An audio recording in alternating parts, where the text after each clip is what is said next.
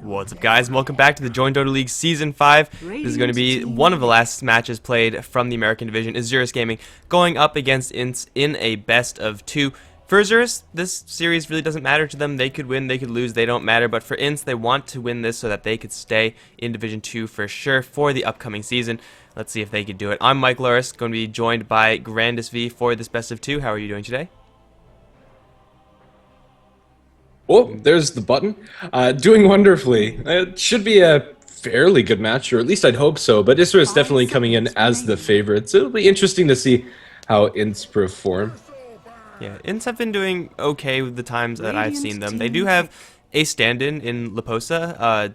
My short-term memory fails me. I knew that he was on one of these huge South American teams at one point. I think he's not any longer, although I could be mistaken, but either way, if you're going to have a stand-in, then Laposa's a pretty good one for INTZ. Yeah, I think that's fair to say. To start out this draft, we'll see a Troll-Willard first pick coming out from Isurus Gaming, and INTZ will open up with a Bristleback Venge. Yeah, so taking a quick look at the bans, they have left Axe in the pool, both teams. In fact, Io Chen actually getting the bans out from INTZ, so definitely fearing those kind of wonky utility heroes that Isurus can pick up, and that they kind of do pick up quite often. Nadira handles a pretty decent Chen, and I believe it's him who plays the Io, although I could be mistaken. Isurus do tend to go for those quite often, but it's kind of weird seeing Axe completely ignored for, well, both pick phases, or for the, both teams' pick phases. Yeah, honestly, I don't think I've seen this in a long time. Maybe there's just some sort of gentleman's agreement that they're not going to pick up Axe. I would be incredibly surprised if he's not banned out in the second stage. However, both teams would love to have that hero just because he's so good. It's hard to pass up a Blink Call initiation.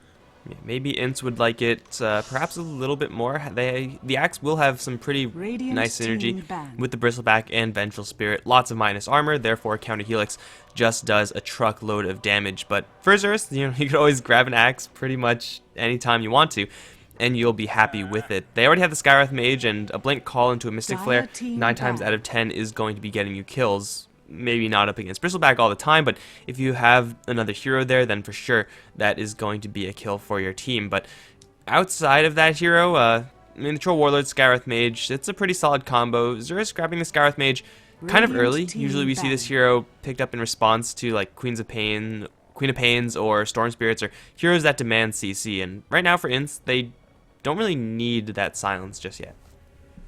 Yeah, not necessarily, but we'll just have to see. Outside of the Axe, I don't think there's anything immediately that comes to mind, but INTZ are going to have that available to them if they want to pick that up for their team. So we'll just have to see if he's completely ignored. That would be incredibly surprising. They'll ban him out, and we'll see what they decide to pick up instead.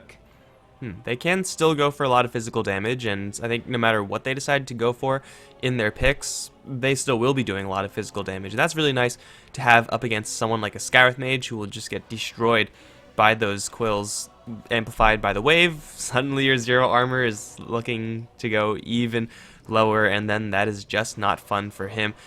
They could just look to pick up a strong laner. Both sides do have one support, so they're going to be racing to grab their secondary. Something like a Witch Doctor would be pretty reasonable, I think.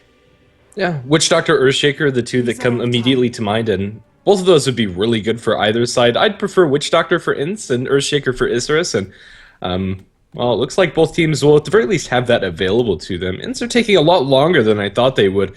With this next pick, they banned the Axe pretty quickly and didn't actually blow through all of their banning time there. Wonder what they're considering. Yeah, it's I mean, they have quite a few options. They could pick up just a strong mid laner to try to deal with the Troll Warlord. They can grab someone like a Shaker and just have more stuns. Really, at this point, they have enough of a blank slate that they could just go for pretty much anything and then continue to build their draft around that hero. Like, it's not even too late to grab a Drow Ranger right now if they really wanted to. No, I would not be opposed to that, although Troll can be very annoying for Drow if he gets something along the lines of a Blink Dagger. Up until this point, Isurus don't have the greatest heroes to actually get up into the Drow's face. They are very open to possibilities, and I think that's pretty much the takeaway. I wouldn't be opposed to them picking up a Razor or something a little bit less conventional, or something that we haven't seen as frequently in recent memory. Would offer nice minus armor synergy with the rest of their team and do pretty well in lane against the Troll. Yeah, that would be pretty nice. But if you're going to be going for someone that you haven't seen in a long time, then you got to go all in. You got to go for like the Spirit Breaker or something like that. It's not going to be those, unfortunately. Not yet, at least. Witch Doctor pick for INTZ, so they will have that pretty nice synergy with the Bristleback and the extra healing from the Voodoo Restoration, so extra healing value there. Isurus do grab their Queen of Pain, who's probably going to go towards mid, shoving the Troll Warlord to a safe lane position.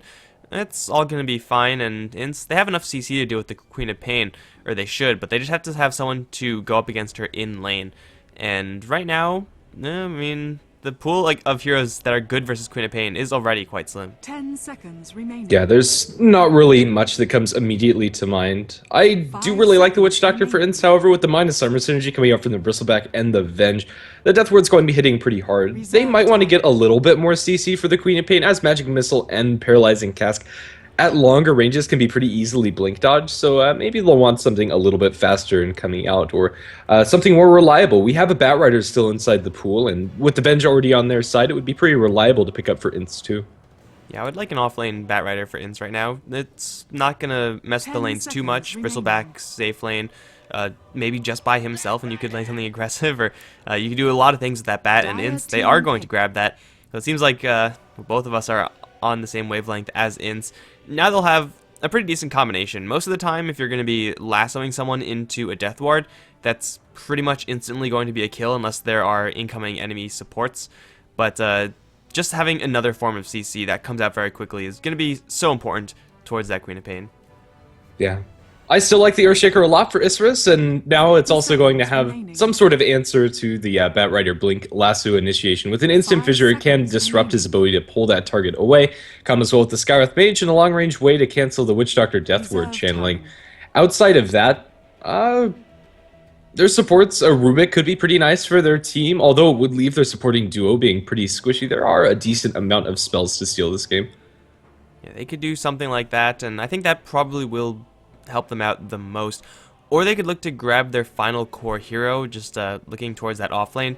I think at this point, if you're Isurus, you can expect the Bristleback, maybe plus a couple of supports, to be on the safe lane for INTZ. So you just need someone who could actually handle that.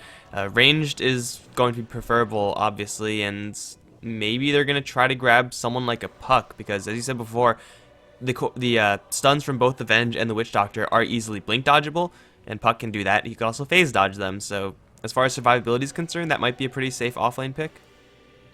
Yeah, it definitely wouldn't be bad. It's up to Isurus more than anything. I also wouldn't be entirely opposed to something like a Centaur, but Wraith King is going to be what they settle on. I think this is a support Wraith King, and the idea here is that they just Wraithfire Blast into Mystic Flare. What are your thoughts? I think going for something like an Earthshaker probably would have been a little bit more stable.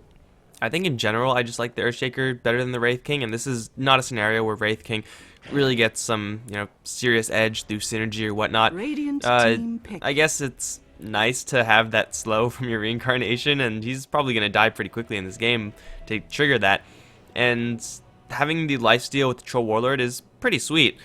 But yeah, I think Earthshaker is just a more useful hero. As you said before, being able to cancel that Witch Doctor's Death Ward at a range is just so freaking important. And if they can't do that with a Shaker, then they're going to have to do that with the Skywrath Mage or the Wraith King. And both of them really don't want to be walking straight into a Witch Doctor while at the same time trying to fight through the likes of Bat Rider Bristleback. I think the big benefits of the Wraith King are that you do get that very easy lifesteal for the Troll Warlord, and we could see a very fast Roshan coming out from them. And also, it is going to offer them a little bit more scaling damage if the Wraith King does get off to a good start. Last pickup for INTZ is going to be Alina, presumably going towards the mid lane. Against the Queen of Pain, it's a reasonable matchup. Yeah, it's not too terrible. The late game of INTZ, though, with this Lina pick, is going to be somewhat weakened. They have some extra synergy with the minus armor that we mentioned earlier, so that is going to artificially extend their late game potential. But Bristleback, Lina, they're not the worst, but Troll Warlord, as you said, the scaling power of a Wraith King who gets off to a good start, and the Queen of Pain, this is going to be potentially a game that INTZ, if they let drag on, they will live to regret it, or maybe not live to regret it. But in the mid game, that's where their lineup truly thrives. That's where Lina's going to have the Yule Scepter, that's where Bat Rider's going to have his Blink, and that's whenever you get initiation on any one of the Isurus gaming heroes, with the exception of being the Wraith King, you will pretty much instantly get that kill, no questions asked. So it's in the mid game where INTZ are really looking to win this game. Yeah, once they get those first round of big items like Eul Scepter for the Lina and Batrider Blink Dagger for Isurus' fifth, it is probably going to be something in order to go into the off lane, and Centaur Puck, I think, are the first two that come to mind. But oh, Clockwork, I've actually completely forgot about the hero, is completely reasonable and in hindsight probably a little bit better. Yeah, I mean, Clockwork is a reasonable pick. Again, he's not going to have the best laning stage, being up against potentially a tri-lane, and there's not much you could do to really avoid that. Puck can mitigate it, but even then you won't be completely safe. It is going to give Isurus a little bit more initiation. Having a Clockwork to follow up with a Queen of Pain, or I guess a Queen of Pain to follow up after a Clockwork hookshot, is going to let Isurus have some sort of a fighting chance come the mid-game, so that they could actually take these fights and not outright get crushed. So the Clockwork having some initiation to kind of equalize the initiation with the Batrider is kind of reasonable, but again, it's going to be in a very tough lane, it looks like, so this Clockwork might not get anything. Yeah, even 1v1, Bristleback can handle that lane pretty easily. He's going to be played by Laposa on the Radiant side. INTZ are going to be taking up that side of the map. Our supporting cast with K4B playing on the Vengeful Spirit, ACC playing on the Witch Doctor, Living Dudu to play on the Batrider, and last but not least, 225 on the Lina. And for the Azure side, fullback is going to be playing the support Wraith King Boots first, so maybe going to play this a little bit more aggressively. Pepita is going to be handling the Troll Warlord, with Nadara supporting as the Scarith Mage. That leaves DDX in the mid lane Queen of Pain, and Dulce as the off lane solo Clockwork. The inside, they are smoked up right now, and that smoke was used rather late, so they might get a kill here if they run to the right target, and the right target is definitely the Skywrath Mage, who is going to turn the corner right into a Magic Missile. I think Nadara is just dead. Magic Missile is going to come out, followed up with the LSA, which is also going to connect. Cast being used a little bit late, but it doesn't matter. Ak is going to grab that kill. Witch Doctor for the first blood. Not exactly the best, but hey, you got first blood very easily. You can't complain. No, definitely not. And that is really the easiest hero to kill off at this point in the game. Scarth Mage, not with the greatest health pool and with 0 base armor. All of those right clicks hit very hard. And even though there was a little bit of layering of the stuns coming out from INTZ, it wasn't enough to cost them that first blood, and they'll be very happy because of it. It is going to cost them the bottom rune being placed without contention from Isurus, and they'll be able to secure this bounty rune pretty easily too. But in the end, yeah, looks to be pretty good start for INTZ. They'll get the bounty rune on their lane. The bounty rune is picked up by the Queen of Pain. Mid lane's going to start with that even extra boost of 100 gold.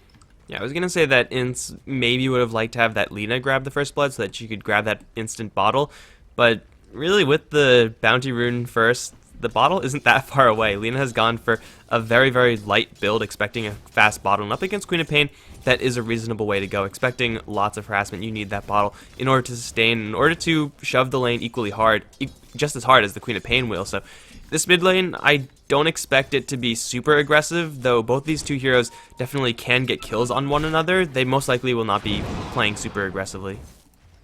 No, unless there's some sort of rotation, or once they get level 6, that's when that starts to open up. The bottle's going to be flying out to 225 any second now, and the lane will start to pick up in the CS department, although for now isn't having the greatest of times. Batrider's managed to find himself level 2, but unfortunately for him, his large camp over in the middle of the Radiant jungle has been blocked out, and the Vengeful Spirit wanted to go ahead and stack that, so they're not going to have that available. The Troll's going to kill off the Bat instead with a very easy Wraithfire Blast. It's going to be the Batrider getting a little too overconfident top.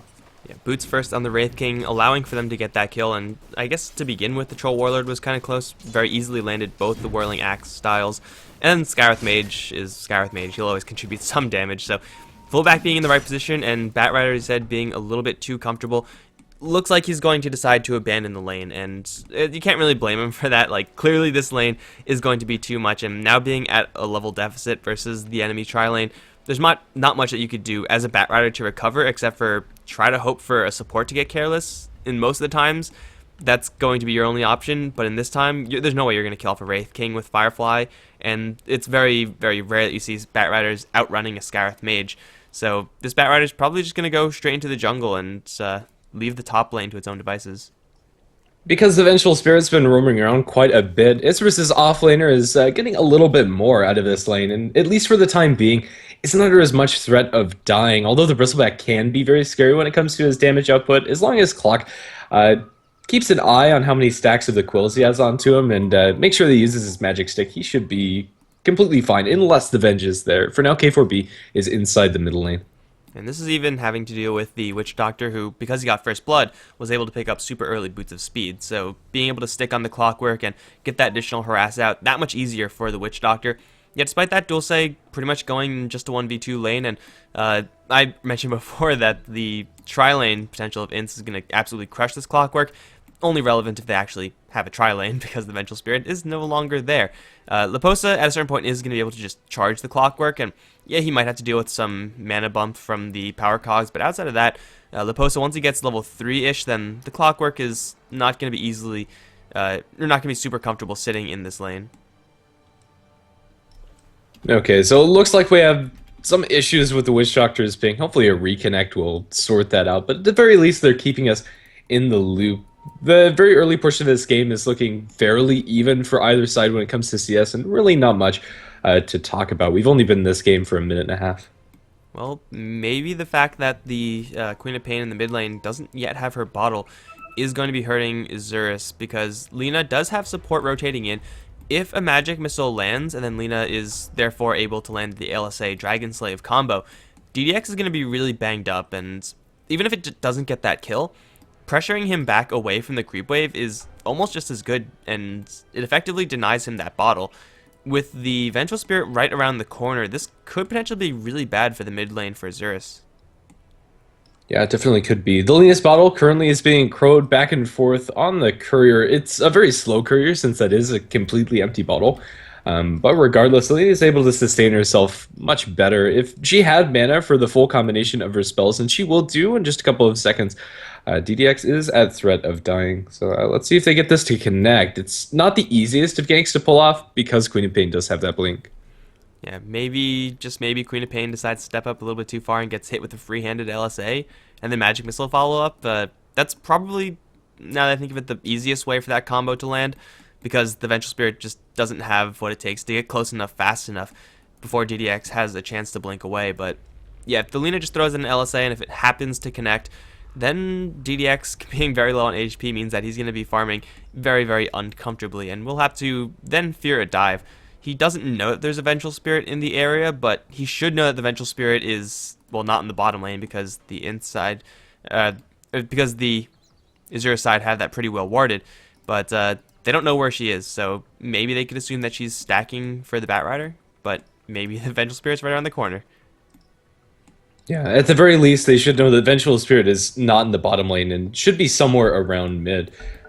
Should be at the back of DDX's mind at the very least. The Vengeful Spirit, at least for the time being, isn't going to make any aggressive move, and we'll back off. There is a smoke up and running for the Vengeful Spirit, although not on her person, is currently inside base. It looks like they're going to make an Ancient stack. The Bristleback can feasibly farm this once he gets a few more levels, so it's reasonable to see this happen. Just max out the Quill Spray, and then just take your time demolishing those Ancients, and Isurus don't really have a great set of heroes in order to steal them, find them, let alone kill them off. So this is probably going to be pretty safe. Batrider is definitely not the hero that you want doing that, but hey, if Batrider gets really far behind, or if the Lina gets a little bit far behind, then having them stick around while that Ancient stack is being cleared can instantly bring them right back into the game. They're going to make a dash for the Bounty Rune. Queen of Pain is going to use hers, however, there's a cask waiting for her. Magic Missile is there as well. DDX just used the Blink to get this rune. Now is in a lot of trouble. 3 stacks of tar. Going to run into 225, and even though Lina misses her skills, it still will be a kill, because Queen of Pain got a little bit greedy. Blink level 1 has a very long cooldown, and I'm pretty sure it wasn't worth the Bounty Rune. No, definitely not. Going to be a nice kill for INTZ. They involve a lot of their heroes and do pull support off of the bottom lane, but the Bristleback is holding the fort down, and although this does give Dulce level 4 on the clockwork, it's still completely worth it for the inside. Keeping this Queen of Pain down is a nice tool to have at your disposal. Once the Queen of Pain clockwork get levels, that's when INTZ really need to be afraid. It further supports lives especially, but the longer they can delay that, the better. It's only 1 kill for now, so though Queen of Pain going down, definitely less than ideal for Isurus. Their top lane is still going absolutely perfectly. Pepita has full free control over this lane, and his 2 supports, though they haven't really done much, oh no, are going to be smoked up literally right on top of an Observer Ward. I mean, they should have known that was there because the camp is blocked, so I think that was just not a good idea. I think they expected it to be placed down in the trees. Who knows? Either way, this rotation shouldn't net them any fruits. The Lina should be playing defensively enough. Although, even though they don't get a kill immediately, it's going to force Lina off of the lane, although indirectly, and they're going to swing all the way down towards bottom, so maybe it's not that bad after all. Vengeful Spirit is in a pincer right now. Wraith Fire Blast openings up with those arcane bolts, and well, the Vengeful Spirit's probably going to die, yeah, pretty easily. DDX with level 3 Scream is going to claim that kill. There was no escape there for the Vengeful Spirit. It was just a matter of who was going to actually get the last hit, and hell, DDX getting it, recovering a little bit in this lane, certainly very nice. I guess if you're INTZ, you just don't expect the supports to make that much of a trek up from the top lane all the way down towards bottom, but I mean, they did see that smoke. That was the most blatantly obvious thing in the world. Plus, they even pinged it out, so they pretty much confirmed to us that they saw it. Just not in a great position, I suppose, for that Venge. Oh, definitely not. Batrider up towards top is going to evade the ranged axes, so he'll be able to keep himself safe. But with now the Wraith King and Skywrath Mage looking for a wraparound, they're going to bump again into this Vengeful Spirit. Can they kill her off by themselves? Arcane Bolts are going to do quite a lot of damage, and it looks like K4B is going to be at the receiving end of this kill yet again. 0, 2, and 2 on the Venge. And now the Batrider also potentially in some trouble. Dudu probably needs to just back out of here. They know the Wraith King and Skywrath Mage are close by.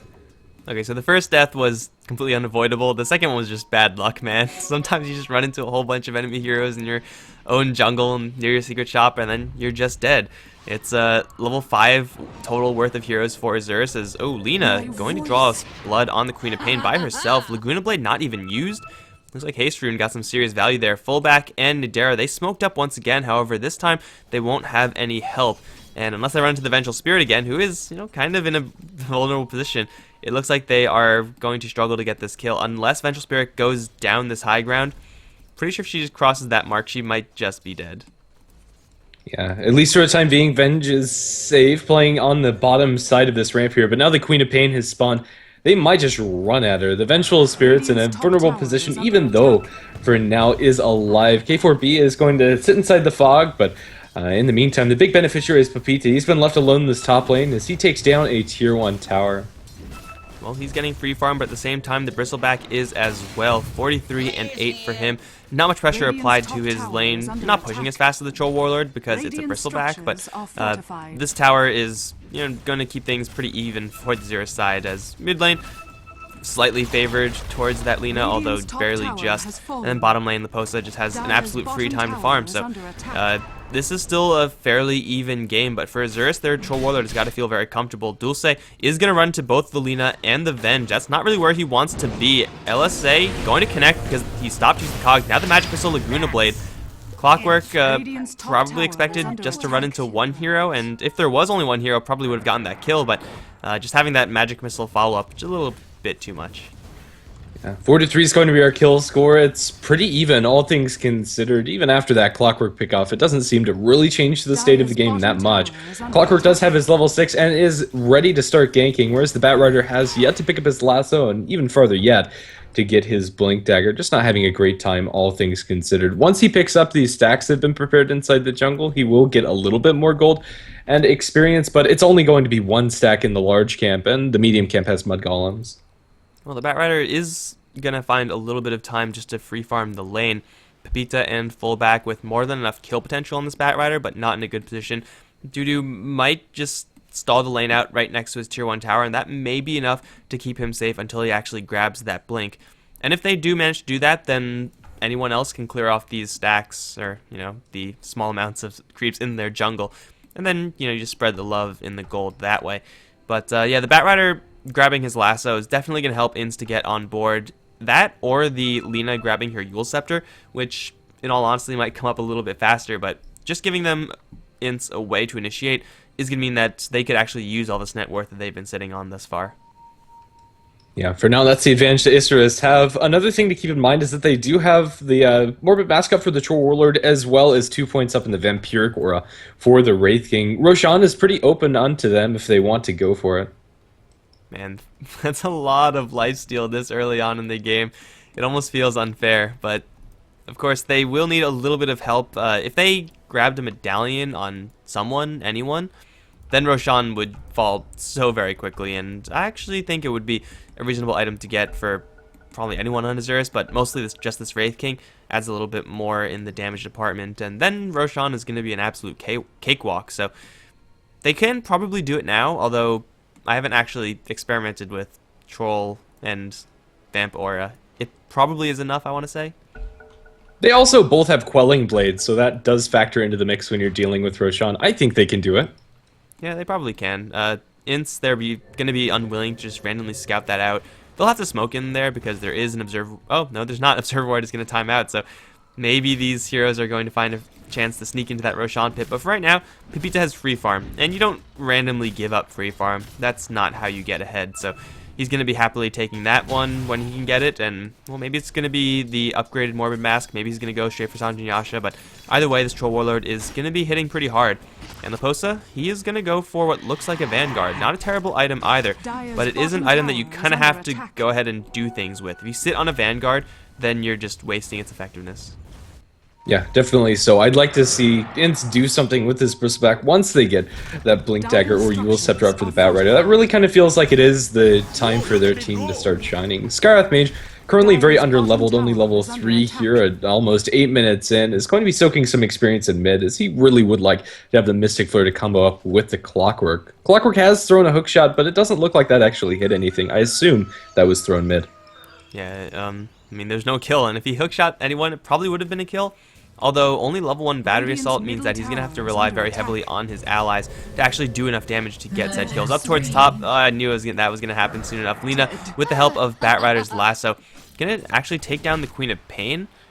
Okay, well, I figured a kill was going to happen on the top lane for Ints. I did not expect that to be on the Quap, because the only way that actually happens is if there's an Invis rune. That didn't happen either. I don't know what happened to the Queen of Pain, but DDX is going to have a lessened effectiveness on this game. It's...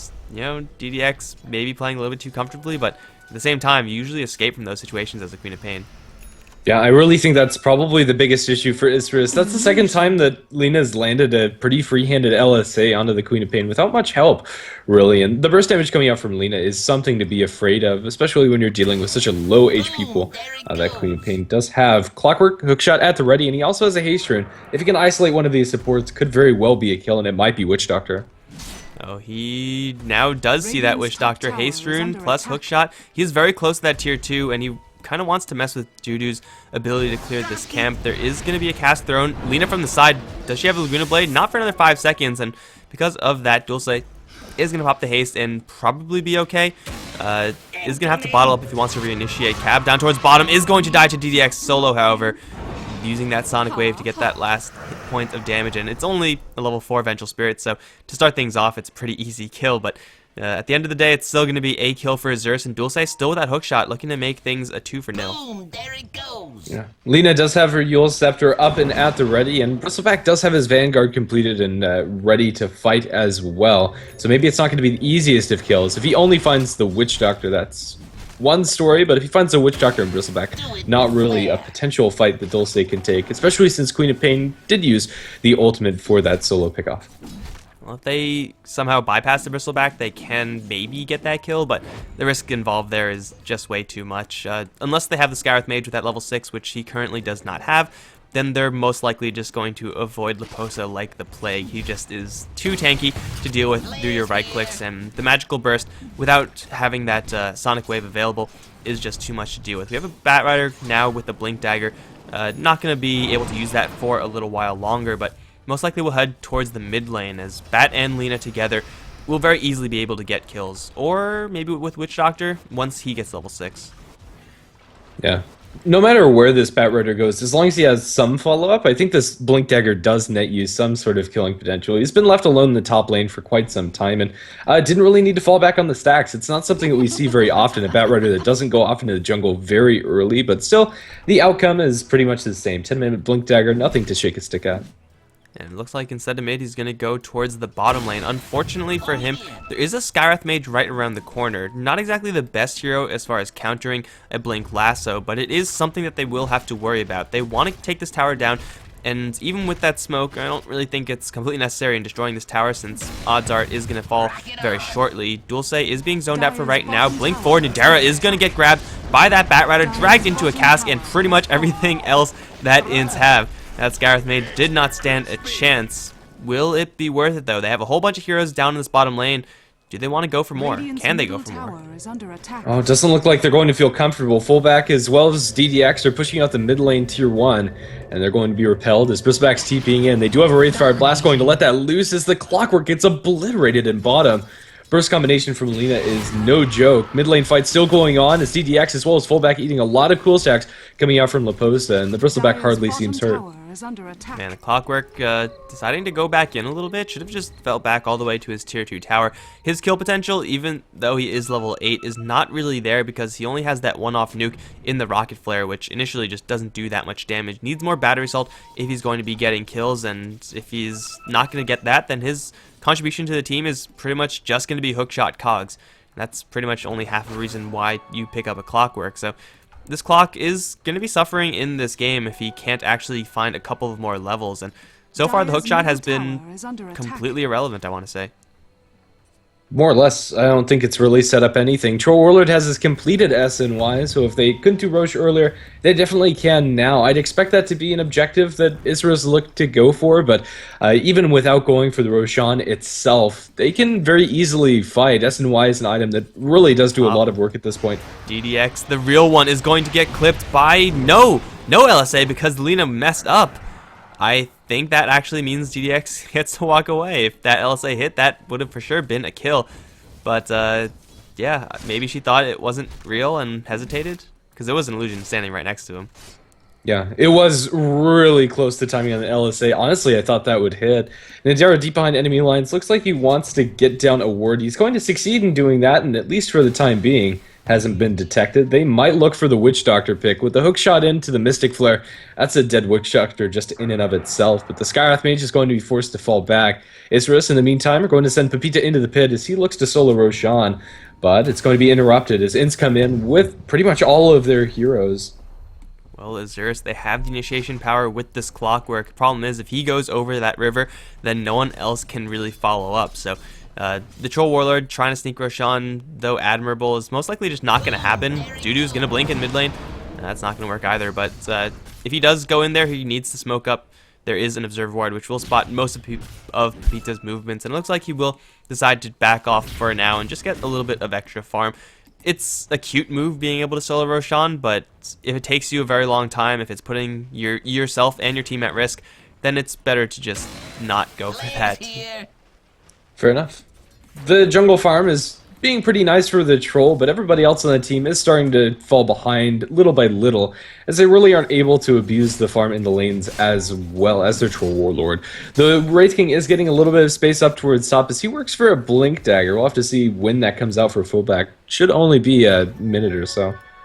That is, of course, if he doesn't get ganked right now. The Lina also picking up hers, so Blink Yules effectively makes her initiation range half a screen away, or a full screen away rather. So if she gets a jump on anyone, and it's very easy to do so, then assuming she doesn't miss her LSA, that's most likely going to be a kill. She's going to go up towards top lane to try to defend. However, there are many Isurus heroes here. If they want to, they can dive this. Probably way too risky, and they're not going to, but Lina right now is far from safe as Queen of Pain also rotates in. Yeah, Isurus are in force in this top lane, but they're not going to find anything yet. The Lina is going to blink up to the creep wave, but for now the Skywrath Mage and the Wraith King have backed off, which means that Queen of Pain by herself probably can't get this kill, and at the very least not safely. Hand to Midas is going to be the build up for Dulce. Since this game is slowed down, I think it's a reasonable pickup for the Clockwork. It'll make sure that he gets his Aghanim Scepter at a decent time, or whatever big items he wants to go for. Clockwork having an additional bit of farm usually isn't going to be the thing that wins you the game. That being said, though, they do have a lot of late game, and if you can afford to drag on the game when you will have superior late, then might as well do so. Swap up top. Is going to be fine. Blink is, as we said in the draft, you can dodge that Magic Missile very easily, but what you can't dodge is a lasso over in mid. Death Ward is going to be channeled, however, Pepita, with so much armor, is going to tank that one like a boss. Now here comes fullback and DDX. Sonic Wave through to the Batrider. That'll get that kill. Trying to go for the Witch Doctor with level 3 heal would be pretty difficult, but DDX wants in anyway. Here comes the Bristleback. DDX is going to fight to the death. His death will come. However, he will get the kill beforehand, making it probably a little bit less not worth it for the Queen of Pain. However, there is a haste rune on the post, so he will kill off that Wraith King and will proc that reincarnation. Straight blink out, though. 225, a little bit slow on the Yule Scepter there. Hook shot in by Dulce, looking for a Cog angle. He'll catch 225 inside with him. That's not where he wants to be, even though there's Mystic Flare. Lina gonna dodge all that damage from her own Yule's Cyclone. Now Dulce is going to die as they're trying to take off the Lina, but she blinks away. The rest of Isurus, they're way far behind this tier 1 tower. I guess it did buy their Troll Warlord enough time to grab Aegis, but it was definitely not as clean as it could have been. They want to continue this fight though. Blink forward, Wraithfire Blast 225, Whirling Axe is going to kill her off. Pepita man fighting for all he's worth though. He's completely out of mana at this point. They need another Wraithfire Blast if they're actually going to get a kill, but the cask is bouncing through, perfectly chain stunning 2 heroes, and it looks like Fullback and Pepita both will be going down right now. There's the Aegis down. GDX is going to teleport back into this lane, but with no Sonic Wave and being 2 versus 4, there's no way that they continue this fight. Isurus going in one by one, or going in very aggressively at the very least. DDX, although he made space for the trolls to get that Roshan, it really felt kind of sloppy. They were playing with fire, and in the end they get burned. The Troll Warlord does lose that Aegis advantage, although he doesn't die for it, and Pepita is still farming very quickly. Isurus are losing a bit of steam on everybody else involved. Yeah, it's pretty much the fact that Troll Warlord was the person for the past 17 minutes in this game to get all the farm, and though having an additional amount of golden experience on your Troll Warlord certainly is nice, it places so much more pressure on him to perform, and if he gets stunned or isolated like that, granted that cask was a little bit over par, or a little bit better than par, but if he gets locked down for any reason, then all that net worth is going to be tied up and it will be lost. So this Troll Warlord might get a kill on Dudu, who's currently trapped in Cogs. He will dig his way out, and he will get some help from the Witch Doctor. However, Pepita is very, very swift. He's going to charge forward, but into one too many heroes. Mystic Flare, though, onto Cab, going to kill him off in a hurry. After Fullback sets that one up, Nidera going to not take the Laguna Blade. DDX is going to take the focus instead, but it will cost 225 his life, as Pepita still alive, still looking for targets, not quite going to find anyone. He's fast enough to charge out of there. Despite the nasal goo, Laposa does arrive with Sanjin Yasha of his own, but I don't think he can man fight with the Cogs. He might be, with the Cask rather, he might be able to. Will bounce pretty well, however. We'll go to the creeps. Lasso now onto Pepita. Do they have enough burst damage with the Death Ward from the low ground? It looks like they probably will with that Maledict. Pepita's going to fight to the death. He will claim one before he dies as DDX does arrive. Sonic Wave onto Ack. Not quite going to be enough to get that kill, however. He does have an invis. He will disengage, try to bottle up, and then rejoin the fight, but Laposa in the meantime taking no damage from anyone, as they're pretty much ignoring this Bristleback for the most part, and he's just way too tanky, so it's a good idea to do so. DDX trying to go for the Witch Doctor, will claim that kill. Actually, Clockwork will, but now DDX in a lot of trouble. Will get beaten down after that magic missile as Bristleback just doing way too much damage. I think Isurus still taking numerical advantage. They do, but it forces them to buy out with the Queen of Pain, and at the end of the day, it might also cost them this tower. Yeah, a dieback on the Queen of Pain, I'm not sure if that's entirely worth it for Isurus. This Queen really is struggling when it comes to getting those items, and that certainly doesn't help. Right now her net worth is pretty much akin to the Clockwork and the Wraith King, and that's really not a situation she'll be comfortable in being in. Although it's still, yeah, I really think that that's not worth it for Isurus by any means. Even though they kill a bunch of INTZ heroes, losing the Troll and Queen of Pain is pretty much all that matters. And right now, Troll, if you're in Isurus' spot right now, you want your Troll to be pretty much doubling up to the most valuable hero on the enemy side, but Bristleback is right behind the Troll Warlord, and they're about farming evenly, so Isurus, they're putting so much pressure on this Troll Warlord to do pretty much everything for them, and if you are going to be doing that, it's good that it's going to be a Troll, but he's just not going to be able to do it because Bristleback is just enough to equalize that. Fullback up towards top is going to get annihilated by Laguna Blade, 30 seconds off of his ultimate, and that's 30 seconds where Lina is going to kill you off. She's almost towards her level 16 Laguna, plus the fact that it's going to be Aghanimed up soon. Yeah, more than halfway there, and once they have that tool, everybody on the side of Isurus needs to be so careful. This Skyrath Mage, although he has 2 null talismans to bolster his health pool, is instantly killed by the ultimate coming out from Lina once it is. Level 16 Ags, and even the Queen of Pain, she's hardly sitting above that death threshold, and that's just not comfortable. If you have like a one-button delete hero skill, it's pretty ridiculous, and 225 is going to pretty much ensure that every fight starts out being a 4v5 in the favor of Vince. That's pretty much already been happening. Over towards mid, they're going to grab Pizza again with the Cyclone. However, LSA will miss. This Troll Warlord moving at near max movement speed is going to slip away. Laposa is going to arrive with the DD. However, it's a little bit too late for that. They really need the Bat Rider to initiate cleanly, as it seems like the Lina, not exactly the most practiced at this hero. That's like the second or third Cyclone combo, or I guess Cyclone setup with the LSA that she has missed. And when you're going for someone as high priority as a Troll, you can't really afford to botch those ganks. No, definitely not. Would have been a high priority kill. Blinking Lasso in mid, not going to be thrown out actually, as Dudu decides better of it. Holds on to that skill cooldown. It was only a Skarath mage after all, and will save his life too. The Clockwork was behind and at the ready to help out his friend.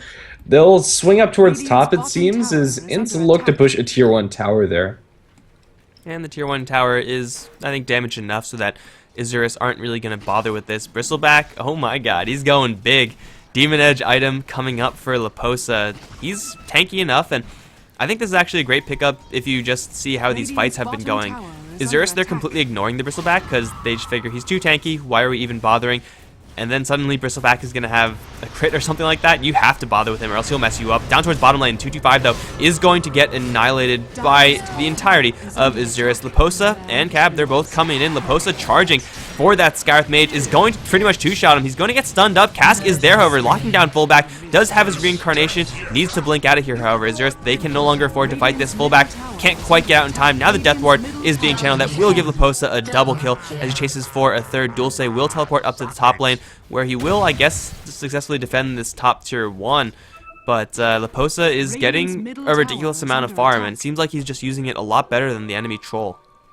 Yeah. I have a feeling this is going to be an MKB for Leposa to deal with the blind chance coming up from the Troll Warlord, but regardless, it's going to be a big green damage item for him. I might have preferred an AC. Either way, Pepita going to get lassoed up by the Batriders. They pull him up onto the cliff, magic missile him down, and even though with that Scotty is pretty tanky, he's going to try man fighting. I'm not sure if it's going to be enough. They bring the Clockwork over in the sidelines, and that's sure going to help.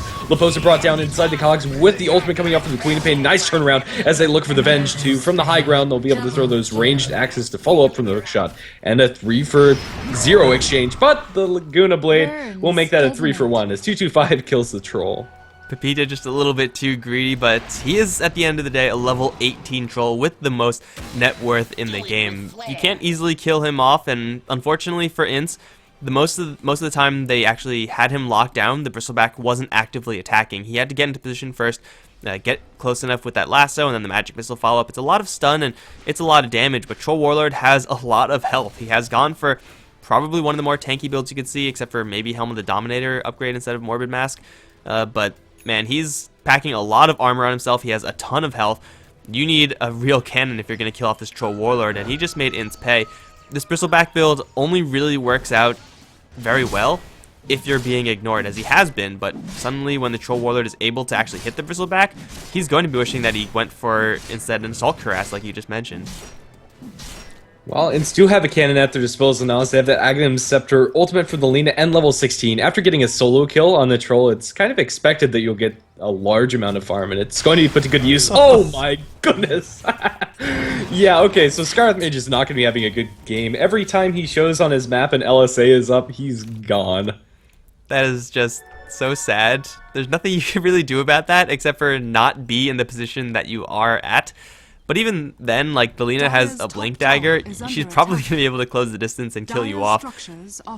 It might be a good thing for Isurus if they actually... Oh, fullback actually going to jump to 225. He has an armlet. He's doing a lot of damage, but Dudu is there. Plus the LSA setup. Fullback needs 5 seconds to survive, but I don't think he's going to get that time. The armlet isn't going to do it, and now his reincarnation is going to come back up. It's 2 kills for INTZ, and conveniently, they are right next to a tier 2 tower up towards top. If they want to go for more, they can in fact go for more, but they're going to instead go for bottom lane, where GDX is going to hit with the LSA. 225, though, does not have the Laguna Blade, but he does get it off of cooldown just in time, and Queen of Pain is unable to dish out the damage that she needs. She was 3 seconds off of her ultimate, which probably would have done the deal there. Very narrow game on the bottom lane, but 225 with that Aghanim Scepter making it work, and making it work very well.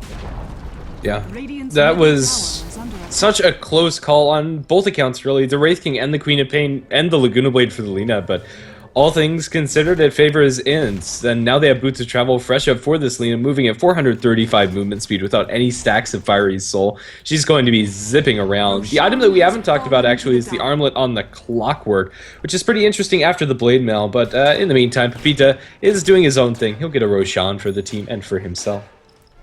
I guess, yeah, armlet on Clockwork is reasonable, I suppose. I think most of the time if you're going to be going for armlet on Clockwork, it's because you're very, very far ahead, and you could actually get some free time to right-click things. Between Battle Trance and Armlet, you will be doing a lot of damage. Speaking of, bottom lane, 225 is going to dodge a Mystic Flare, but will he dodge death? He's going to Yules himself. Maybe he could blink into the trees. No, he got hit, now critted down. Fullback has gone for an Armlet, and that's a little bit more traditional, and we can see why he's able to do a truckload of damage. However, he's going to get pulled back into a Vengeful Spirit. This time he does have his reincarnation, so even if he dies, he's not going to be bothered too much. In fact, he's probably going to look to die right now. He's going to throw out a little bit more mana towards this Venge, fight to the death, and he will get the kill with the Force 07 crit. Now reincarnated right in front of the Witch Doctor. He's going to get with the Maledict, but he's man-fighting like a champ. He's going to get Aggress Bomb by Leposa, though. Fullback looking to go down right now, but GDX is going to arrive, maybe into a bad position, because Leposa is dishing with that MKB. 3 shots to the Queen of Pain. Now looking for Dulce, who's trapped in a corner. He can't really get to him very easily, but he also can't get out very easily. Looks like Leposa is going to instead decide to farm and leave duty to his own devices. That, of course, means he's going to die, because Clockwork with that Blade Mail is going to return all of that Firefly damage. In the meantime, Isurus have their Troll Warlord pushing over in the mid lane. They take a 3 for 4, and they take a tower. That is so worth it for Isurus, man. Yeah, it really is. Not a clue what they're question marking inside all chat, but regardless, that was Isurus fighting 4v5. Pepita's been allowed to be in his own little world. It's actually a Maelstrom for the troll now. Not a very conventional choice, but I think it's pretty good. In all honesty, it'll help him push out lanes very quickly, and since he's attacking so fast, he'll be lightning everywhere. And once you get the Mjolnir upgrade for him, it's going to make it really hard for Ints to focus him down since he has so much HP to back that up. If you're being ignored, you might as well just go for a little bit more in the way of pushing. Assault Cuirass, Deso, Maelstrom, Mjolnir, the items that will most of the time be that choice. And at a certain point, Pepita is going to have to help out his team. That point probably should be now, but he doesn't have a spot for his TP yet. Despite that, it seems like Isurus are doing pretty decently because their Wraith King, as we said in the draft, is really stepping up his damage output. The Clockwork is also doing a decent job as he is going to go for what looks like an Assault Cuirass. This Clockwork's just going full-on battle build. If you swapped the Clock and Wraith King's items, it would look so very normal. Yeah, it really would. Or at the very least, it would look normal for the Wraith King. Yeah. Blink on Clockwork's pretty peculiar, but regardless, it is a very battle-oriented build for the Clockwork. The Midas feels a little bit out of place, but I think it's reasonable. Isurus are making it work out, or at least they did in the last fight. We have seen the power of the Bristleback and his damage output at this point. Can he actually stick in targets, however? Up towards top, ACC gonna eat a Queen of Pain ultimate, and he's gonna be dropped down. Fullback trying for a TP out, MPV charge is not going to be there. The Flame Break is, however. DDX going to try to blink out, not gonna happen. Laguna Blade from Melina going to secure the deal. Witch Doctor for 2, and a pretty high priority 2 for Int as well. Well, Leposa wasn't really hit there, so he's able to cut loose with that MKB and that Hyperstone, making it a 2 for 1, and if you're a Witch Doctor, you're going to be ecstatic about that. Now Dulce over in the mid lane is going to be maybe in a little bit of trouble. Leposa looking for some goo, can't quite catch up to this Clockwork, even with the Lina kind of in the area. They don't actually have any vision of where the enemy team are currently because they just got dewarded, but they're just going to brute force mid with their numbers advantage. And Bristleback is so big at this point that he could probably tank this tier 2 if they had creeps here so that they wouldn't have to deal with back protection, of course. But right now, Isurus, they are on the defensive for a little while, and they have to respect this killing power of the Bristleback. He is hitting very, very hard. Yeah. Honestly, if you're gonna pick up an offlaner, maybe go for something like a Magnus instead for Isurus if you're going to be playing in this manner, and maybe it would have fit in better into their draft. But regardless, it's still not over for Isurus, even though they are on the back foot, even though they haven't Aegis. Pepita's going to keep on farming, as he has been doing for the majority of the game. He has the Mjolnir up and running for his troll, but this Aegis is going to be expiring in a mere matter of seconds. I don't think Isurus are going to be able to fight with this extra life on troll.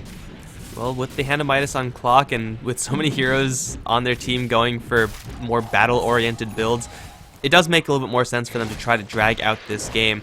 So they do have that working for them. Like, for instance, the Lina will eventually get to a point where she could do some extra physical right-click, but the Batrider is pretty much an irrelevant late-game damage dealer, and Venge is mediocre as well.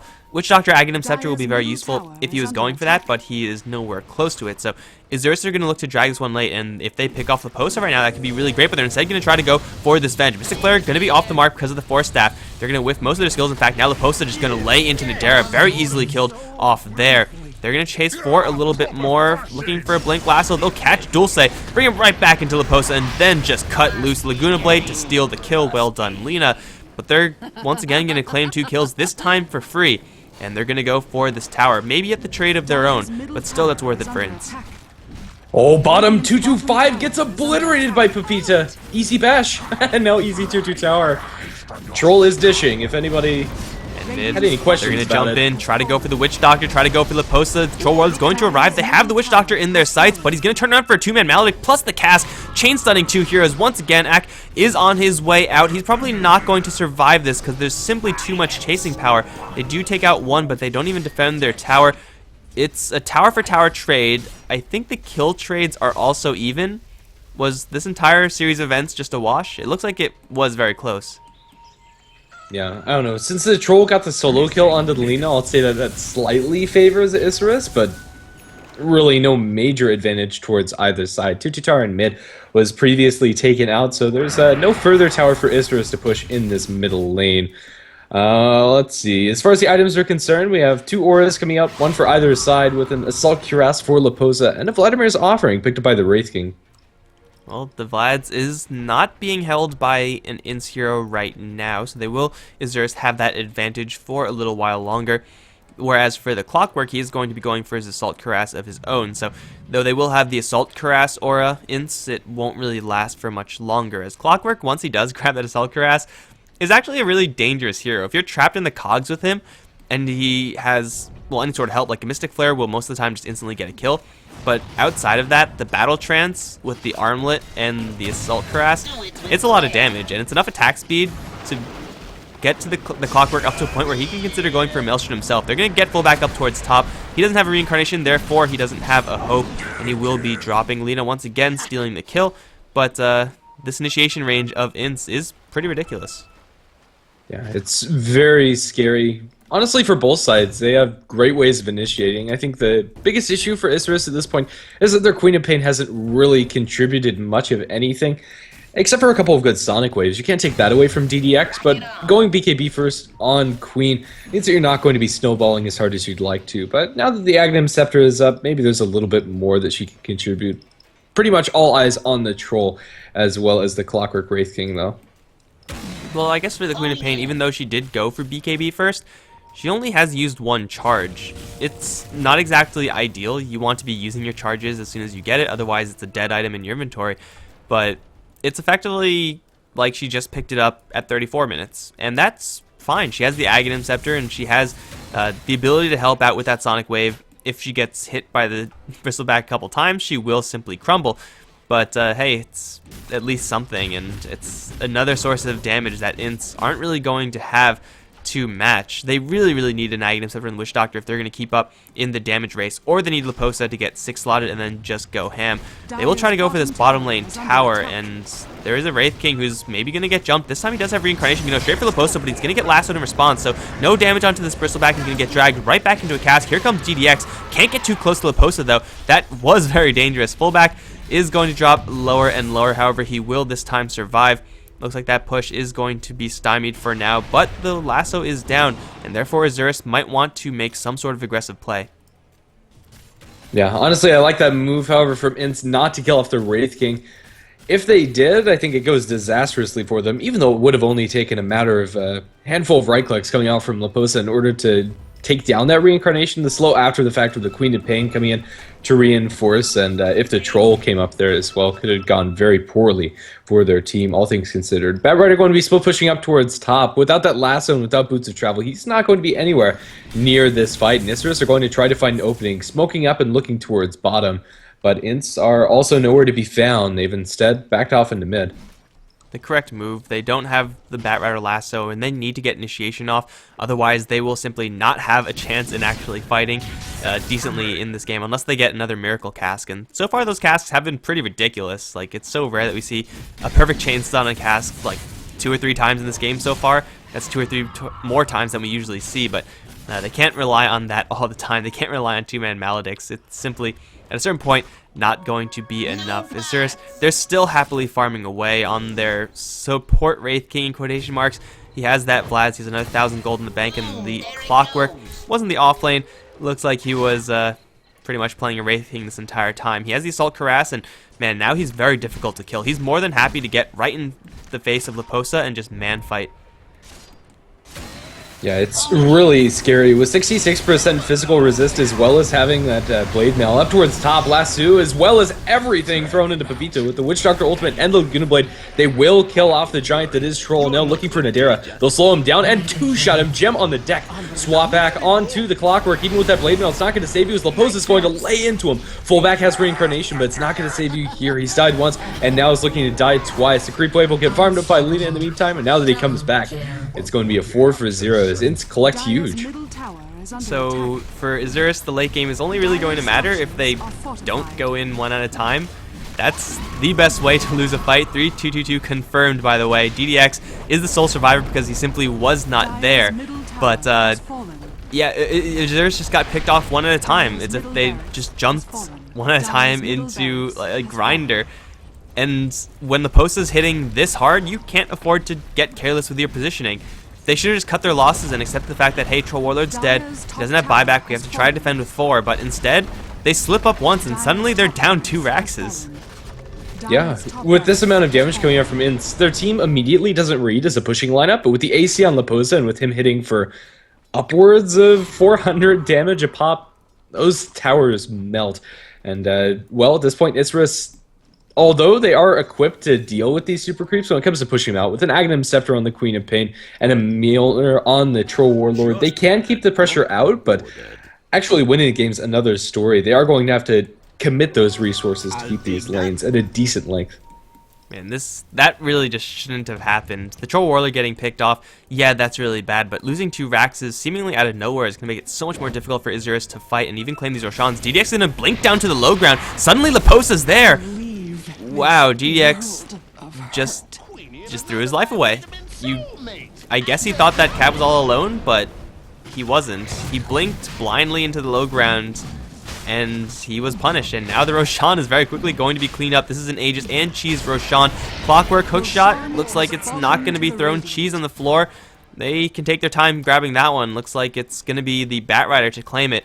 But Leposa has a double life, and man, he's so tanky, I don't even know if they can kill him off once. He's going to find Fullback with the Quill Spray, and he will get the MKB proc. Fullback will turn around for a stun, but he will not be escaping. Reincarnation is there, but there is also a lasso if they really need it, plus a Laguna Blade, which they're going to throw in for good measure. This is going to maybe just be game. Isurus have to fight 3v5, and their tier 4 is already under siege.